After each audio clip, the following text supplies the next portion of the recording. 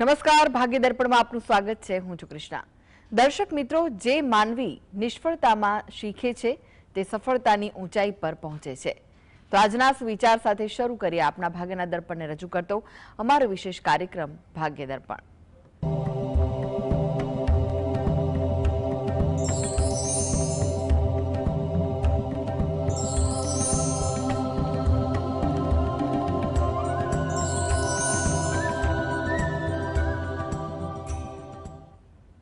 તો ભાગ્ય દર્પણમાં આપના પ્રશ્ન નિરાકરણ, રાશિફળ, પંચાંગ વિશે માહિતી અને માર્ગદર્શન આપવા માટે આપણી સાથે જોડાઈ ગયા છે જાણીતા જ્યોતિષાચાર્ય ડોક્ટર હેમિલભાઈ લાઠિયા.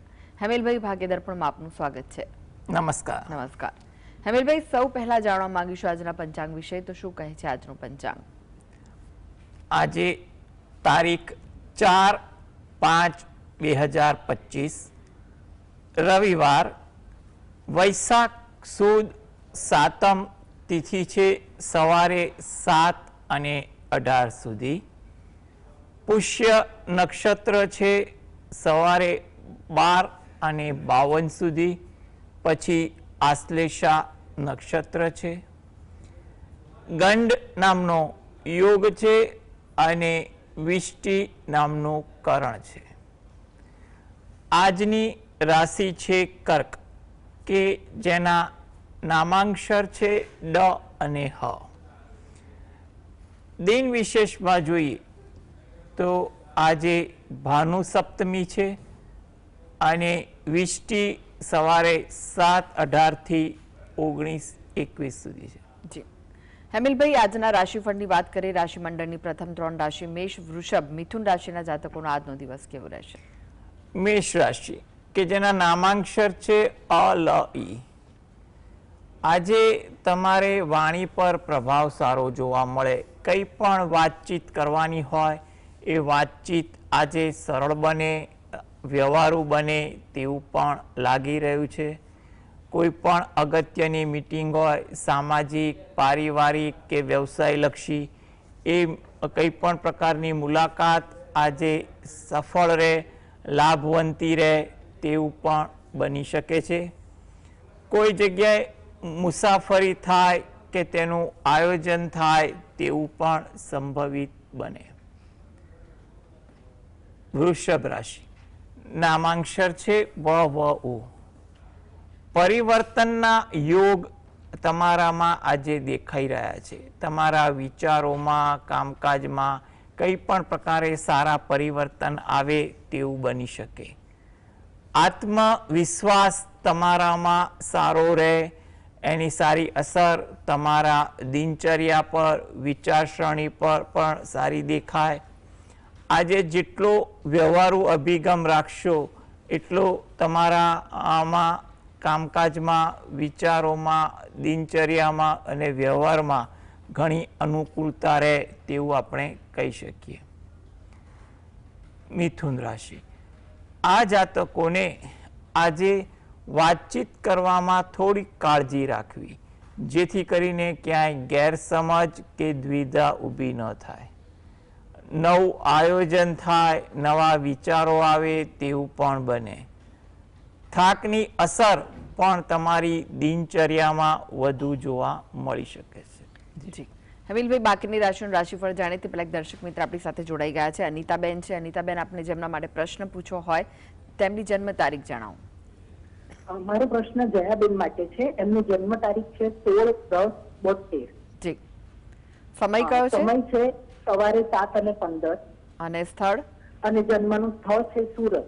જી, પ્રશ્ન જણાવો. હેમિલભાઈ, અગાઉ મેં તમને આ પ્રશ્ન પૂછેલો તો તમે ડાયરેક્ટ ઉપાય જ બતાવેલો. મને કુંડળી પ્રમાણે જાણવું છે એકચ્યુઅલી હર્ષિલભાઈ. તો મારો પ્રશ્ન એ છે કે એમને શનિદેવની મહાદશા હવે આ શરૂ થવાની છે, કેવી રહેશે અને એમના જીવનમાં કોઈ યોગ્ય વ્યક્તિનો સાથ આપશે, એ મારો મેજર પ્રશ્ન છે. પણ તમે મને ડાયરેક્ટ ઉપાય નહીં બતાવતા, કુંડળી શું અલાઉડ કરે છે એ કહેશો પ્લીઝ.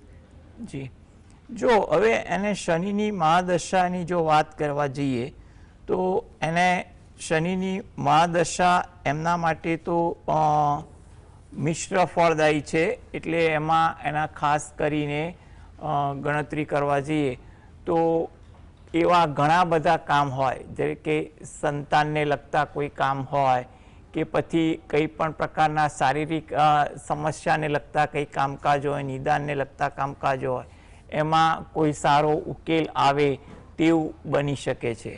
કોઈ જગ્યાએ યાત્રા પણ થાય તેવા પણ યોગ છે, અથવા કોઈ જગ્યાએ સારી રીતે અન્યત્ર થોડો વખત હરવા ફરવા કે રહેવા જવાના પણ તમને આમાં ચાન્સ મળે તેવું લાગી રહ્યું છે. કારણ કે શનિની મહાદશા એટલે ઘણા લાંબા અંતરની મહાદશા છે, અને એ મહાદશામાં પ્રત્યંતર દશા, સૂક્ષ્મ દશા તેમજ ગોચરની, જેમ કે અત્યારે શનિ 29 તારીખે મીન રાશિમાં આવ્યો, પછી 2027 સપ્ટેમ્બરમાં એ પાછો મેષ રાશિમાં આવશે.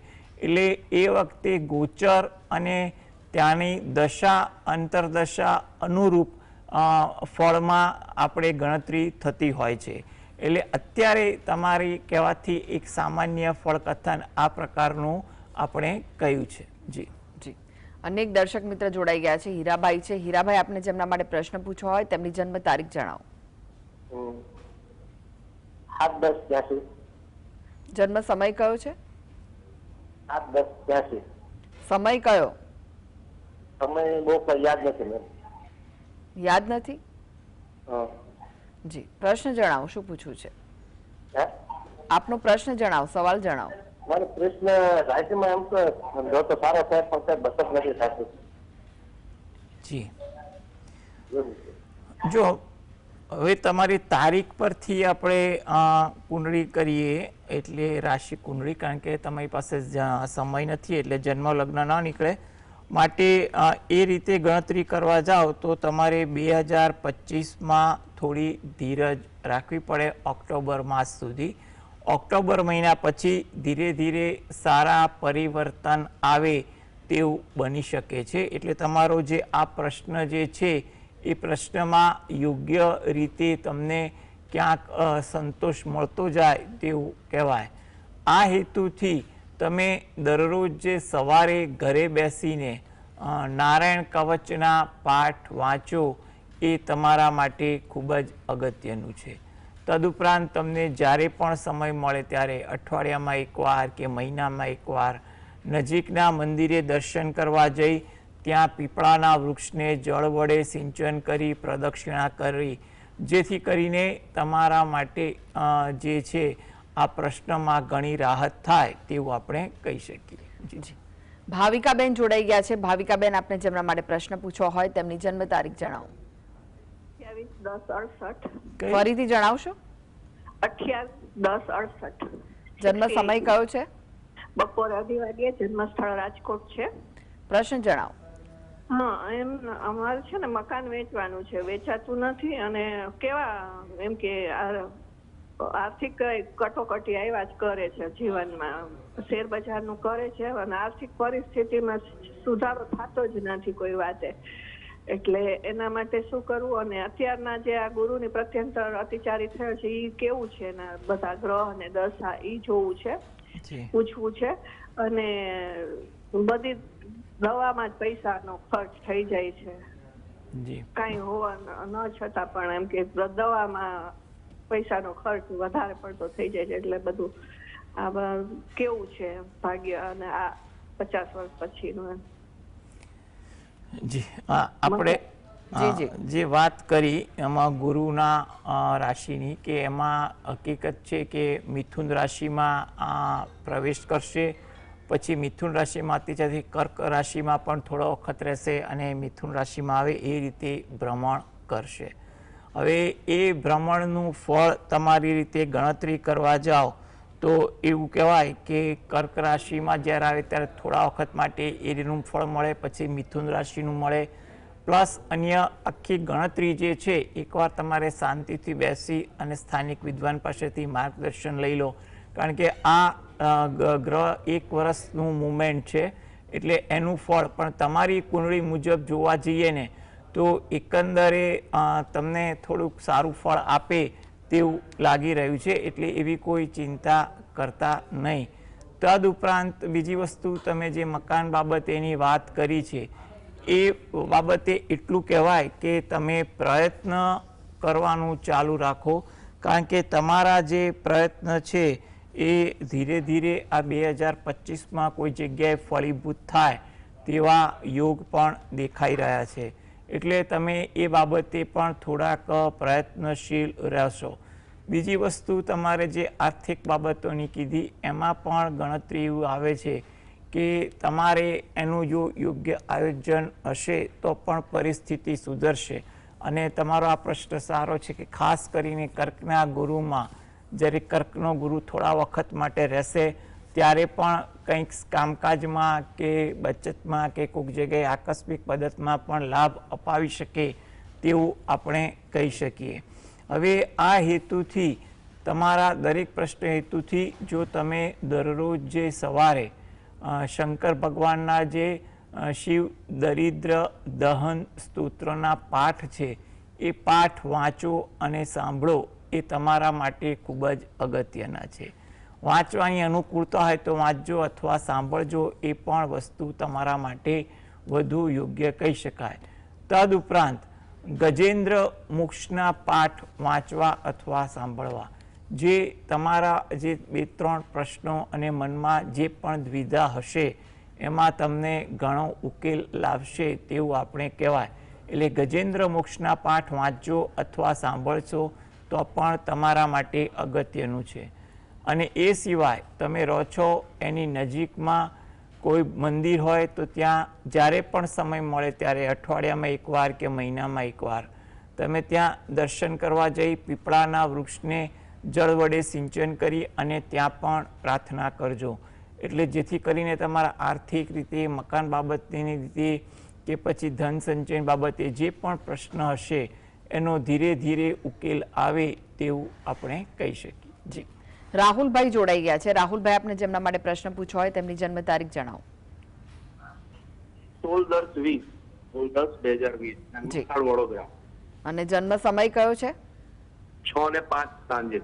જી. અને સ્થળ વડોદરા? વડોદરા. જી જી.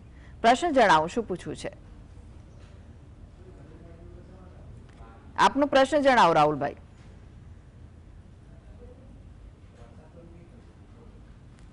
રાહુલભાઈ, આપનો પ્રશ્ન જણાવો. ગુસ્સો આવે છે અને ચંચળ છે, શાંત રહે માટે શું કરવું? જી જી. જો તમારો જે પ્રશ્ન જે છે એ પ્રશ્ન માટે તો હજી એવું કહેવાય કે ખાસ કરીને જેમ જેમ સમજણનો વિકાસ થશે એમ પરિસ્થિતિ સુધરી પણ શકે તેવું આપણે કહી શકીએ. હવે હાલમાં જે પ્રકારની તમારે સમસ્યા છે તો એ પોતે અથવા ઘરની કોઈ પણ વ્યક્તિ શંકર ભગવાનના કોઈ પણ મંત્રના જાપ કરે, તેમજ પૂનમના દિવસે રાત્રે ચંદ્રના દર્શન કરી અને ચંદ્ર ભગવાનને 2 હાથ જોડી પગે લાગે એ વધુ અગત્યનું કહી શકાય, જેથી કરીને પરિસ્થિતિમાં ધીરે ધીરે સુધારો આવે તેવું બને. અને શક્ય હોય તો દરરોજ જે સવારે ગાયત્રી મંત્રની એક માળા ઘરની કોઈ પણ વ્યક્તિ એના સંકલ્પ સાથે કરશે અને પ્રાર્થના કરશે તો પણ પરિસ્થિતિમાં ધીરે ધીરે સુધારો આવે તેવું આપણે કહી શકીએ. હાલના તબક્કે જે યોગ દેખાય છે એ યોગ મુજબ ગણતરી કરવા જઈએ તો 2025 થોડું આશાસ્પદ છે. એટલે તમારા પ્રયત્નો, ભક્તિ જે હશે એનું સારું પરિણામ પણ આવી શકશે. જી જી. પ્રકાશભાઈ જોડાઈ ગયા છે. પ્રકાશભાઈ, આપને જેમના માટે પ્રશ્ન પૂછવો હોય તેમની જન્મ તારીખ જણાવો. ફરી જણાવશો? હેલો. હા. જય જીનેન્દ્રબેન. જય જીનેન્દ્ર. હા, હવે પ્રશ્ન છે મારી વાઈફ માટે. જન્મ તારીખ કઈ છે તેમની? 11/4/63. જી. જન્મ સમય કયો છે? જન્મ સમય સવાર 4 વાગે, વટામણ ગામ, ધોળકામાં. જી. પ્રશ્ન જણાવો, શું પૂછવું છે? બસ હવેની લાઈફ કેમની છે એમની. જી જી. જો આગળની લાઈફ વિશે આપણે વિચારીએ તો આગળની લાઈફમાં તો ખાસ મોટી દ્વિધા જણાતી નથી.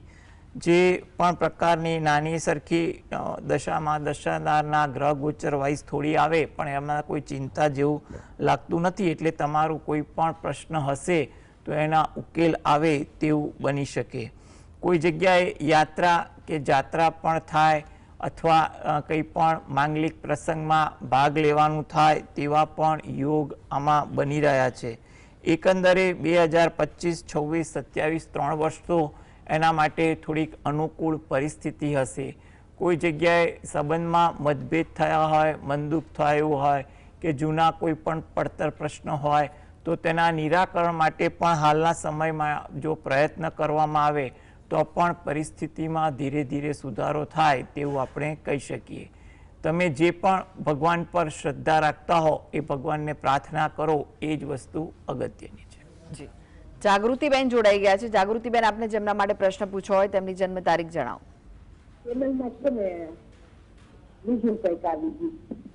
આપનો અવાજ ક્લિયર નથી આવી રહ્યો. હેલો. જી જી જાગૃતિબેન. જાગૃતિબેન, આપના સુધી અવાજ પહોંચી રહ્યો છે?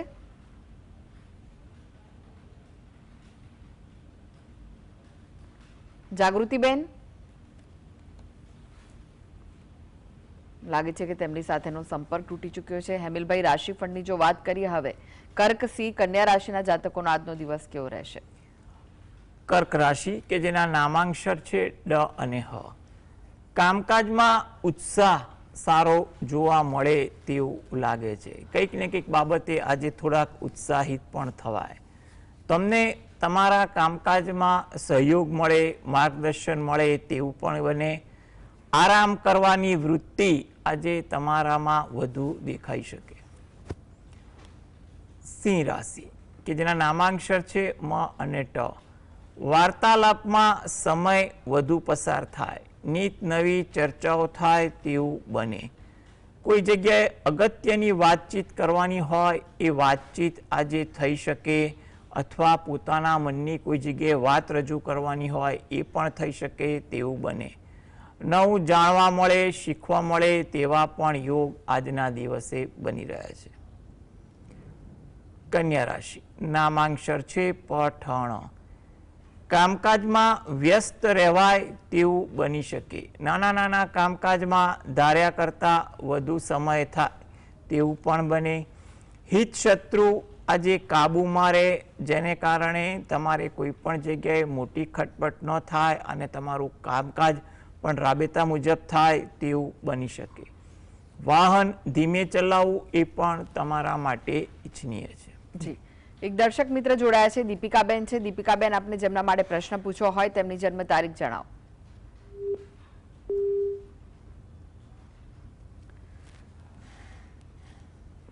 એમની સાથેનો સંપર્ક તૂટી ચૂક્યો છે. અનેક દર્શક મિત્ર જોડાઈ ગયા છે. જાગૃતિબેન જોડાયા છે ફરીવાર. જાગૃતિબેન, આપને જેમના માટે પ્રશ્ન પૂછવો હોય તેમની જન્મ તારીખ જણાવો. 19/9/2007. જી, જન્મ સમય કયો છે? 1 ને 2 મિનિટ. 1 અને 1 ને 2 મિનિટ. એ રાત્રે છે કે સવારે? બપોરે એટલે રાત્રે. જી, અને જન્મ સ્થળ કયું છે? ભુજ. જન્મ સ્થળ જણાવો. 1 ને 2 મિનિટ. જી, પ્રશ્ન જણાવો, શું પૂછવું છે? રાત્રે. આપના ટીવી નો વોલ્યુમ ધીરો કરી દો ને ત્યારબાદ આપનો પ્રશ્ન જણાવો. રાત્રે. હેલો. જી, આપના ટીવી નો વોલ્યુમ ધીમો કરો, ત્યારબાદ આપનો પ્રશ્ન જણાવો, શું પૂછવું છે આપને? આપણે બાબો 12માની એક્ઝામ આપી છે. જી. અને કઈ લાઈનમાં એને બેનિફિટ છે?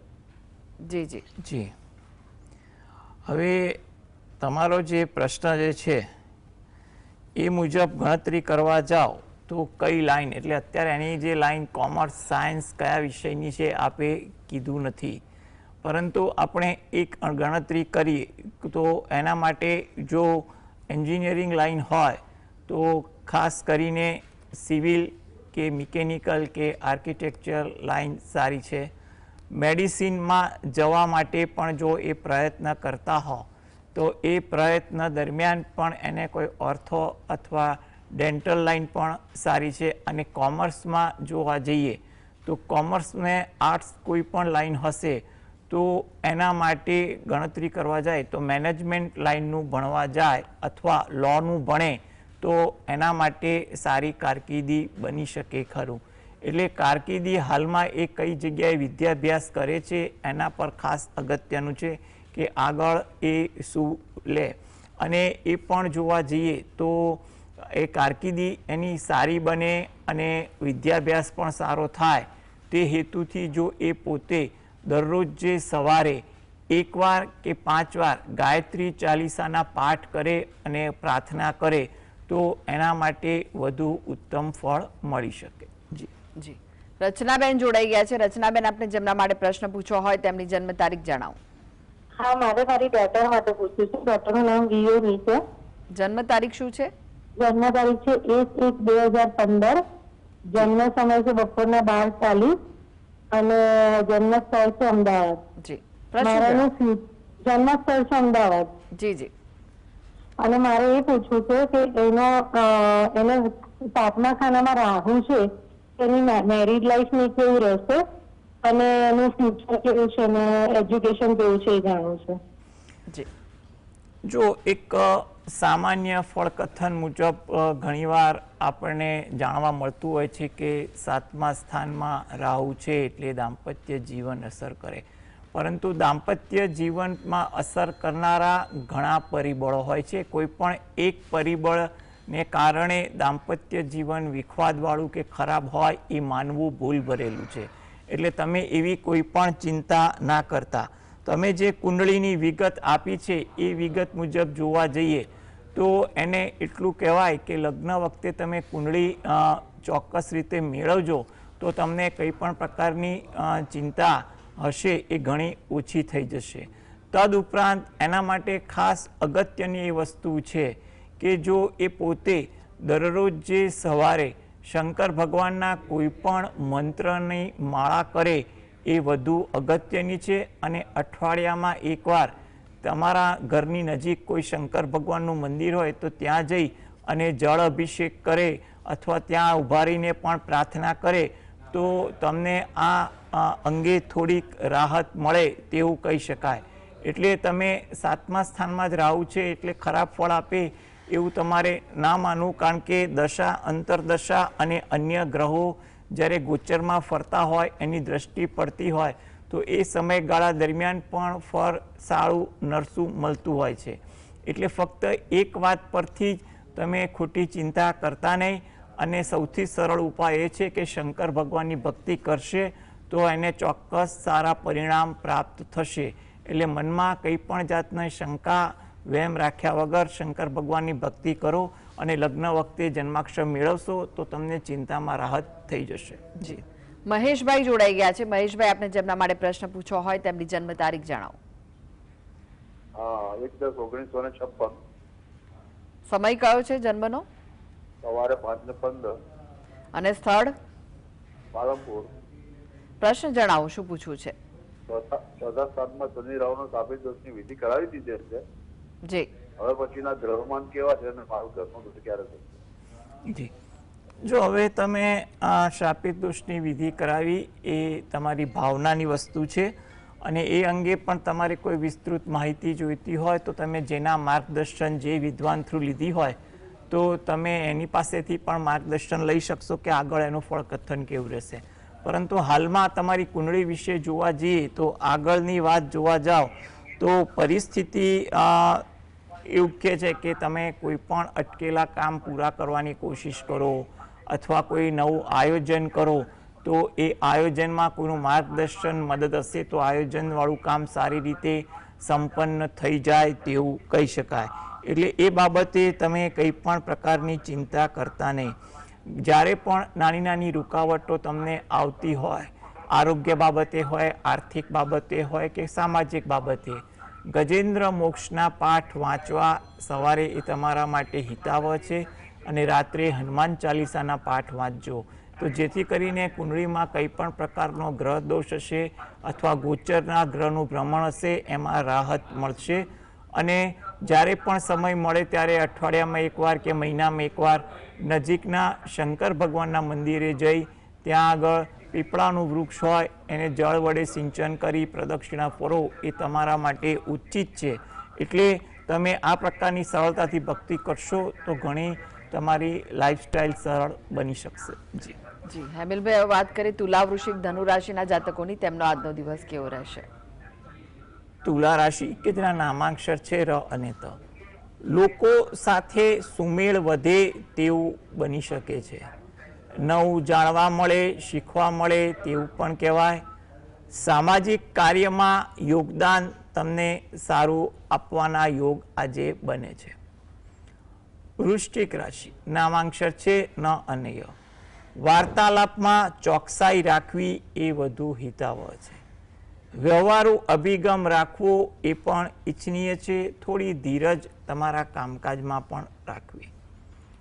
ધન રાશિ, મુલાકાતમાં સમય વ્યસ્તતા વધી જાય, નાની નાની બાબતે સમયનો વ્યય થાય, માટે આજે ધીરજ અને શાંતિ રાખવી. કોઈ જગ્યાએ મુસાફરી થાય કે તેનું આયોજન થાય તેવું પણ બની શકે. જી હવે વાત કરીએ અંતિમ 3 રાશિ મકર, કુંભ, મીન રાશિના જાતકોની, તેમનો આજનો દિવસ કેવો રહેશે? મકર રાશિ કે જેના નામાંક્ષર છે ખ જ, જાણવાની વૃત્તિ વધે, કંઈ પણ સમજવાની વૃત્તિ વધે તેવું બને. ઉતાવળ તમારા કામકાજમાં આજે વધુ થતું જોવા મળે. કોઈની સાથે મતભેદ મંદુક ન થાય તેનું પણ ધ્યાન રાખવું ઈચ્છનીય છે. કુંભ રાશિ, નામાંક્ષર છે ગ સ શ, સહયોગની ભાવના તમારામાં વધુ જોવા મળે. પરિચિત સાથે સમય વધુ પસાર થાય, તમને સહકારની ભાવના પણ તમારામાં વધુ રહે. મીન રાશિ, નામાંક્ષર છે દ ચ ઝ થ, ઉશ્કેરાટ ન આવે તેનું ધ્યાન રાખવું. અંગત કામકાજમાં આજે ધાર્યા કરતાં વધુ સમયનો વ્યય થાય, પરંતુ કામકાજ પણ થઈ શકે તેનો પણ સંતોષ મળે. થાકની અસર તમારી દિનચર્યામાં વધુ રહે. જી હેમિલભાઈ, જીએસટીવી સાથે જોડાવા માટે, દર્શક મિત્રોને માહિતી અને માર્ગદર્શન આપવા માટે આપનો આભાર. નમસ્કાર. નમસ્કાર. તો આ સાથે જ ભાગીદાર પણમાં આજે બસ આટલું જ. મને રજા આપશો. નમસ્કાર.